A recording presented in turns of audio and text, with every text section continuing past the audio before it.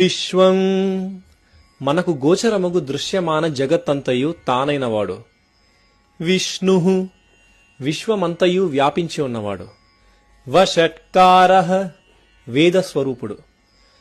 భూత భవ్య భవత్ ప్రభు భూత భవిష్యత్ వర్తమానములందలి సర్వమునకు ప్రభువైనవాడు. భూతకృద్ భూతములను సృష్టించినవాడు. భూతభృత్ జీవులందరినీ పోషించువాడు.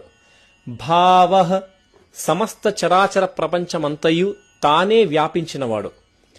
భూతాత్మా సర్వజీవకోటి యందు అంతర్యామిగా ఉండువాడు. భూతభావనః జీవులు పుట్టి పెరుగుటకు కారణమైనవాడు.